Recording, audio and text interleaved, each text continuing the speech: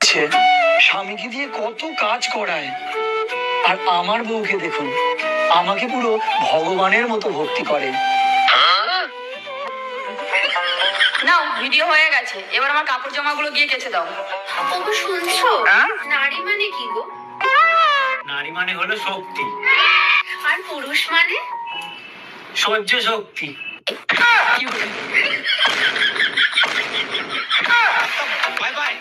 রাক্ষসী, দুটো ভাত বেড়ে দাও না গো। তুমি তো আমাকে এভাবে কখনো ডাকো না। তুমি তো যেদিন বাংলাকে আসো সেদিন আমাকে সোনা সুন্দরী বলো, যেদিন ইংলিশকে আসো সেদিনকে আমাকে ডার্লিং সুইটার বলো। আচ্ছা তুমি আমার ট্রেনটা খুলতেছে না কেন? কি হয়েছে এবার? এই ট্রেনটা আটকে গেল। এই তো এখানে আটকে আছে, এই যে খুলছে এবার। আচ্ছা, তোমাকে একটা কথা জিজ্ঞেস করি। কি কথা? একদম সত্যি কথা বলবে? হ্যাঁ বলো। বলি? হ্যাঁ। সত্যি বলবে তো? হ্যাঁ। আচ্ছা বলো তো, তোমার সুন্দরী মেয়ে পছন্দ না বুদ্ধিমতী মেয়ে পছন্দ? আমার সুন্দরী মেয়েও পছন্দ না, বুদ্ধিমতী মেয়েও পছন্দ না। তবে কেমন পছন্দ বলো? আমার আমার তোমাকে পছন্দ। সত্যি? হ্যাঁ। তার মানে কি আমি বুদ্ধিমতীও না সুন্দরীও না? হ্যাঁ, এটাই।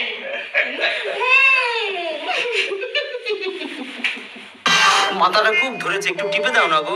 যত সব ন্যাকামি।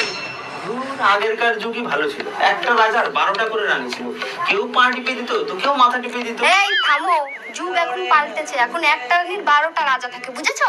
করতেছো কেন? 2 মাস ধরে তোমার কাছে পার্লারে নিয়ে যাওয়ার কথা, তুমি কিছুতেই নিয়ে যাচ্ছ না। ছি ছি, এর জন্য কেউ কান্না করে?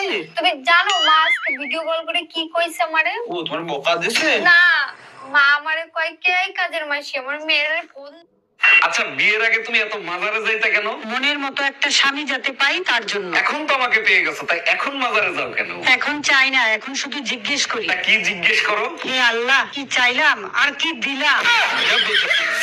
না, এই সংসারে কাজ করতে করতে আমি শেষ হয়ে যাবো, আমার একটু শান্তির সাথে থাকতে দাও তুমি। তুমি তাহলে শান্তির সাথে থেকে যাও, আমি না হয় রতনের সাথেই থেকে যাবো।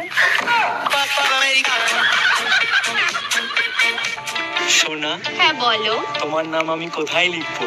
হাতে লিখবো না হৃদয়ে লিখবো? আরে ধ্যার, ওসব আজে বাজে জায়গায় লিখে কি হবে? পারলে সম্পত্তির দলিলে লিখে দাও। এরপর খুব বদলে গেছো জানো তো। তো সারা জীবন কি গাড়াই থাকবো নাকি?